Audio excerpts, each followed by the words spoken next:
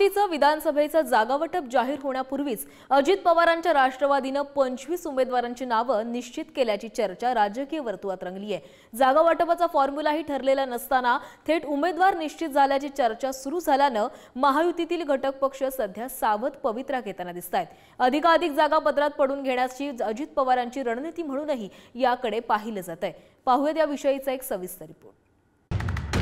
महायुतीतला घटक पक्ष असणाऱ्या अजित पवारांच्या राष्ट्रवादीनं 25 विधानसभा सदस्यांची संभाव्य यादी निश्चित करून मित्रपक्षांना जोरदार धक्का देण्याचा प्रयत्न केल्याची चर्चा आहे। एकीकडे युतीतील 3 प्रमुख पक्षांमध्ये जागा वाटपाच्या चर्चा सुरू असताना अजित पवारांच्या राष्ट्रवादीकडून 25 जागांवर उमेदवार निश्चित झाल्याचं सांगितलं जात आहे। अजित पवार बारामती, छगन भुजबळ येवला, दिलीप वळसे पाटील आंबेगाव, धनंजय मुंडे परळी, हसन मुश्रीफ कागल, नरहरी झिरवळ दिंडोरी, आदिती तटकरे रायगड, संग्राम जगताप अहमदनगर, दिलीप मोहिते पाटील खेड, बाबा अतराम अहेरी, नितीन पवार कळवण, दत्ता भरणे इंदापूर, संजय बनसोडे उदगीर, इंद्रनील नाईक पुसद, मकरंद पाटील वाई, अतुल बेनके जुन्नर, सुनील टिंगरे वडगाव शेरी, अण्णा बनसोडे पिंपरी, सुनील शेळके मावळ आणि अनिल पाटील अमळनेर।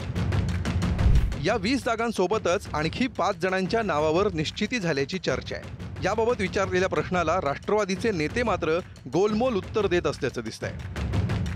आमची बोलणी व्यवस्थित सुरू आहेत। जे वर्तमानपत्रात किंवा काल महिन्यांमध्ये 125 जागा काहीतरी महाविकास आघाडीचं सूत्र नक्की झाल्याचं सांगितलं, त्याच्या कितीतरी पेक्षा आम्ही पुढे गेलेलो आहोत एवढं सांग।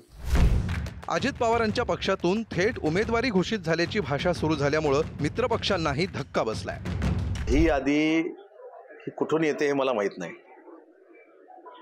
काही बैठका होतात, त्या बैठकीला शिवसेनेकडनं मी असतो, त्याच्यामुळे अशी चर्चा आमच्या समोर आणि आम्ही शिंदे साहेबांना सांगायच्या अगोदर अप्रोक्ष कुठं झाली असेल तर मला माहित नाही, पण असं कुठेही झालेलं नाही। परंतु तिकीट वाटपाची चर्चा सुरू झालेली आहे।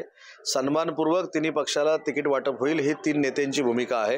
अमित शाह साहेबांची देखील हीच भूमिका आहे। आमची उमेदवारांची यादी आता जवळपास फायनल होण्यात आलेली 25 लोकांची, आणि ती सुद्धा लवकरात लवकर आदरणीय मुख्य नेते आमचे शिंदे साहेब जाहीर करतील। ज्या जागा शिवर शॉट आहे, ज्या जागांचा त्यांनी ॲनालिसिस केलेला आहे, जिथे त्यांच्याकडे प्राथमिक सर्वे आहे, जिथे ज्या पक्षाची शक्ती आहे, त्या जागा लवकर डिक्लेअर करून त्याला कामावर लावावं आणि जेणेकरून यश संपादन करण्याकरता जे नियम आणि सगळ्या गोष्टी ठरवलेल्या असतात त्या चौकटीत राहून तो पुढचं काम उमेदवार करत असतो। अजित पवारांच्या पक्षातून थेट तिकीट वाटपाच्या बातम्या येऊ लागल्यामुळे भाजपच्या वरिष्ठ नेतृत्वानं सावध भूमिका घेतल्याचं चित्र आहे। जोपर्यंत महायुतीतले 3 प्रमुख नेते पत्रकार परिषद घेत नाहीत तोपर्यंत कशावरही विश्वास न ठेवण्याचं आवाहन ते करतायत। अंतिम निर्णय हा केंद्रीय पार्लमेंटरी बोर्ड आमचं महाराष्ट्राचे आमचे 3 नेते बसून करतील।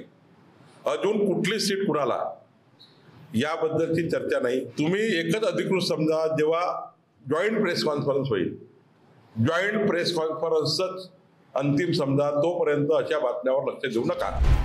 3 पक्षातील जागा वाटपाचे नवनवे फॉर्म्युले सध्या समोर येत असून अद्याप कुठल्याच सूत्रावर शिक्कामोर्तब झालेलं नाही। त्यापूर्वीच तिकीट वाटपाच्या चर्चा घडवून अजित पवार दबाव टाकण्याचा प्रयत्न करत असल्याची चर्चा आहे। याचा अजित पवारांना जागा वाटपाच्या चर्चेत खरंच फायदा होणार की युतीतला तणाव अधिकच वाढणार हे पाहणं महत्त्वाचं ठरणार आहे। ब्युरो रिपोर्ट, पुढारी।